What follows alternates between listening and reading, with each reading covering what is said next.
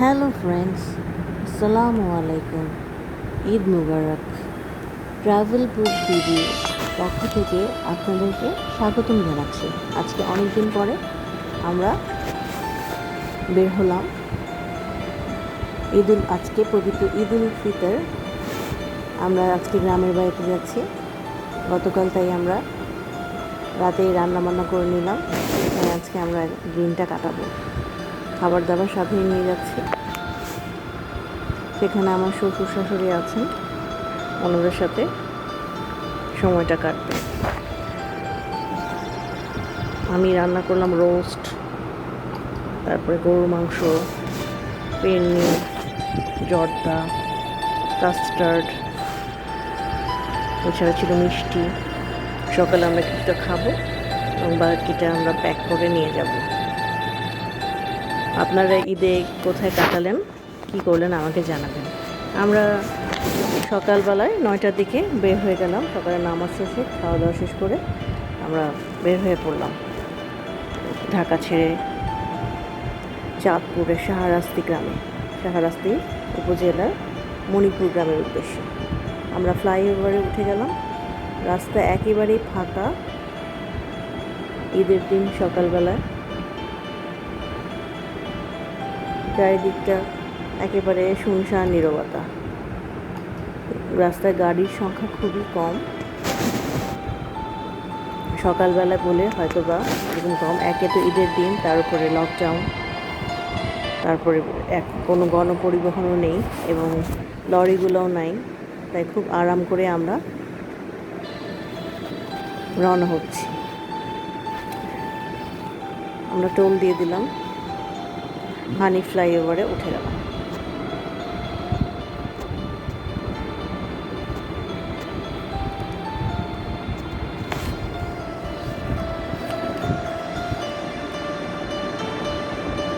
Flyover cross করে এখন আমরা ঢাকা চিটাগাং হাইওয়েতে আছি। এই রাস্তাটা আমার কাছে খুবই ভালো লাগে, বিশেষ করে 4 লেন হওয়ার পরে এখানে গাড়ি চালিয়ে খুবই মজা পাওয়া যায়। আমরা কাঁচপুর ব্রিজ ক্রস করছি। কিছু বাস দেখা যাচ্ছে এখানে, কিন্তু প্যাসেঞ্জার নেই।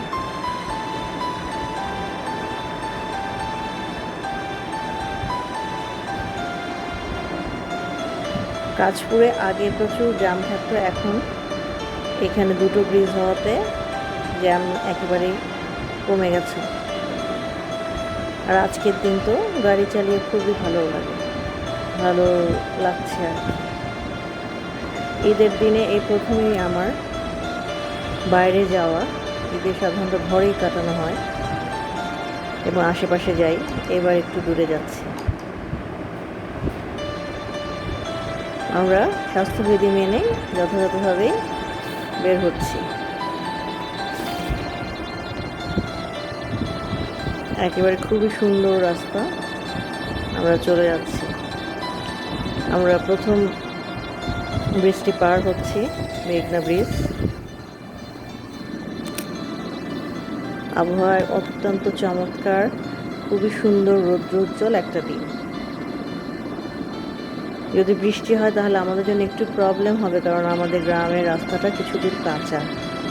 সেখানে যদি বৃষ্টি হয় তাহলে গাড়ি নিয়ে যাওয়াটা একটু সমস্যা হতে পারে। যাই হোক, আমরা এখন পর্যন্ত বৃষ্টি পাইনি, যদিও আবহাওয়াতে বৃষ্টি হবে বলেছিল। এখন পর্যন্ত রৌদ্রোজ্জ্বল, একেবারে পরিষ্কার মেঘ, সব কিছু দেখা যাচ্ছে। এরকম একটা পরিবেশে গান শুনতে শুনতে আমরা চলে যাচ্ছি। আমরা দ্বিতীয় সেতুটি অতিক্রম করলাম, মেঘনার গোমতী ব্রিজে একদমই পানি নেই, মানে ব্রিজে বলছি, নদীতে এখনো চর। এবার বৃষ্টি খুবই কম পড়েছে, রোদ প্রচণ্ড থাকাতে ফসল আগে পেকে গেছে। চারিদিকে মাঠে অলরেডি ফসল কাটা হয়ে গেছে। এই যে দুই পাশে সারি সারি গাছ, এই দৃশ্য কিন্তু পৃথিবীর খুব কম দেশেই দেখা যায়। এত গ্রিনারি আমি অল্প কিছু এইসব দেশেই গিয়েছি, এত গ্রিনারি আমি কিন্তু দেখিনি। আমাদের দেশটা কিন্তু আসলে অনেক সুন্দর, বিশেষ করে ঢাকা শহর থেকে বের হলে এই সৌন্দর্যটা অনেক বেশি চোখে পড়ে এবং খুবই ভালো লাগে। বিশেষ করে বাই রোডে বাই ট্রেনে আপনি এই সৌন্দর্য উপভোগ করতে পারেন। বিশেষ করে যারা প্রকৃতিকে ভালোবাসে তাদের তো তাদের কাছে বাংলাদেশ অন্যতম একটা সেরা দেশ।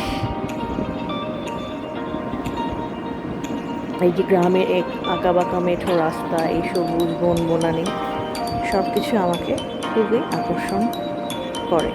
আপনাদের কাছে কেমন লাগে আমাকে জানাবেন।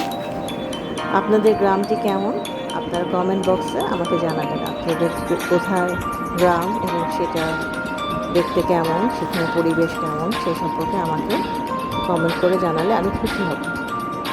আর আমার চ্যানেলটি অবশ্যই সাবস্ক্রাইব করবেন।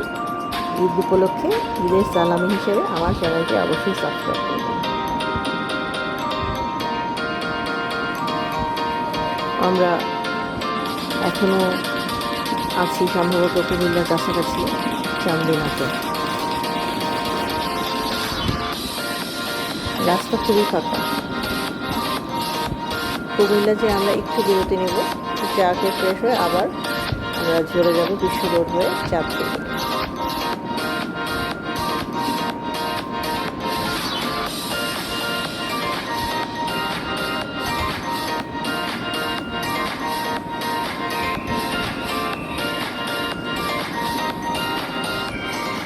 আমাদের ঢাকা থেকে পৌঁছতে কতক্ষণ লাগবে?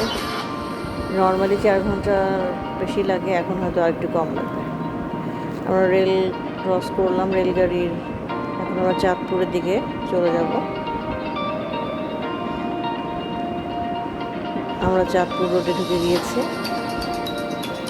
কুমিল্লা ক্রস করেছি। কুমিল্লায় আমরা একটু বিরতি নিয়েছিলাম। চাঁদপুরের রাস্তা ঢুকে আমরা লালমাইয়ের দিকে গেলাম এবং এখান থেকে আমরা একটু আমাদের সিএনজিতে গ্যাস নিয়ে নিলাম। গ্যাস নিয়ে আবার আমরা বের হয়ে গেলাম। আজকে শুক্রবার, জুম্মার দিন, যে নামাজটা পাবো আশা রাখি।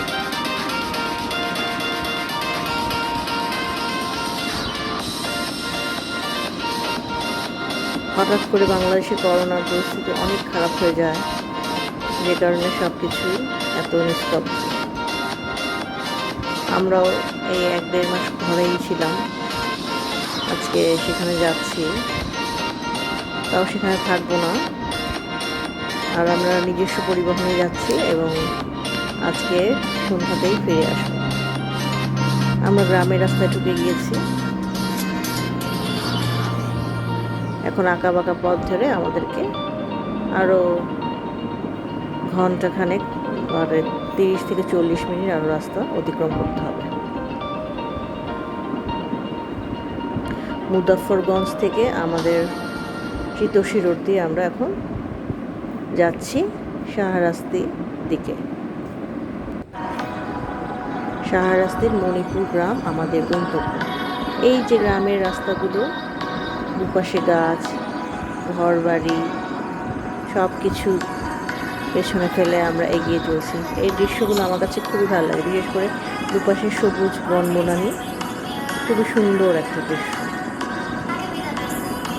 পৃথিবীর খুব কম দেশে এত সবুজ গাছপালা ঘেরা রাস্তা আছে। এদিক থেকে আমরা অবশ্যই সৌভাগ্য।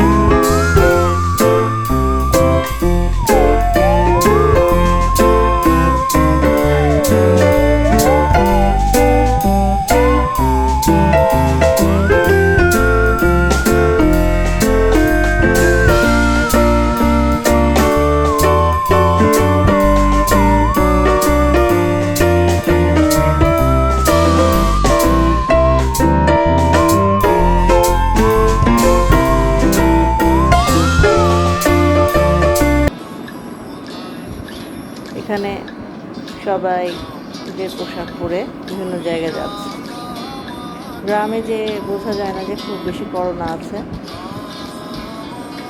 কারণ প্রত্যেকের স্বাধীন মতো চলছে, কারো মুখেই মাস্ক দেখতে পেলাম না, কিছু বয়স্ক ব্যক্তি ছাড়া।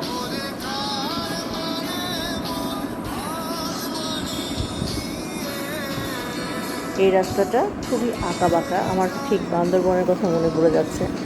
আপনারা কি আমার বান্দরবনের ব্লগটা দেখেছেন? যদি না দেখে থাকেন তাহলে অবশ্যই দেখবেন। এখন মেঠো পথটা ধরে আমরা, মেঠো পথ না, আঁকাবাঁকা পাকা রাস্তা ধরে আমরা চলেছি way to our village Manipur, আমার ইনলজ ভিলেজ। আমাদের গ্রাম অবশ্য চাঁদপুরের মতো, সেখানে গেলে আপনাদেরকে অবশ্যই দেখাবো। এই রাস্তাটা, এইখানে একটা ব্রিজ ছিল, ব্রিজটা একেবারে জরাজীর্ণ ছিল, তাই এটা পুনর্নির্মাণ করা হচ্ছে, তাই রাস্তাটা একেবারে কাঁচা। আমরা গাড়ি থেকে নেমে গেলাম এবং খুব সাবধানে গাড়িটা ক্রস করব। আমরা চলে এসেছি, ব্রিজটা পার হলে আমাদের গ্রাম। এই যে আমাদের গ্রামের বাড়ি, এখানে আমরা আজকে দুপুরের পুরো দুপুর বিকাল কাটাবো, তারপরে আবার ফিরে যাব। এখানে একটা কাঠের বাগান আছে, আমার শাশুড়ি এই গাছগুলো লাগিয়েছে। এই মসজিদটা ওনারা নির্মাণ করছেন।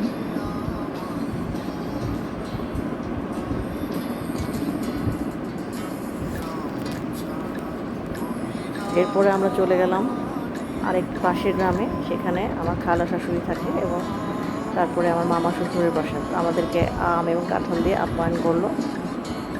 সবাই থাকার জন্য খুবই পিড়াপিড়ি করছিল, কিন্তু আমাদেরকে ফিরে যেতে হবে, তাই সবার কাছ থেকে বিদায় নিয়ে আবার আমরা রওনা হলাম ঢাকার পথে।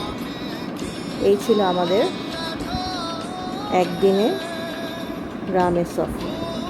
ঈদের দিনটা আমাদের এভাবেই মোটামুটি জার্নিতেই কাটলো, লং ড্রাইভে এবং প্রিয় মানুষের সাথে কিছু মুহূর্ত কাটিয়ে। আশা করি আপনাদের এপিসোডটি ভালো লেগেছে। আমার মেয়ে তার দাদাদের সাথে দেখা করতে পেরে খুবই খুশি। যদি ভালো লাগে আমার চ্যানেলটি অবশ্যই সাবস্ক্রাইব করবেন, লাইক এবং শেয়ার করবেন।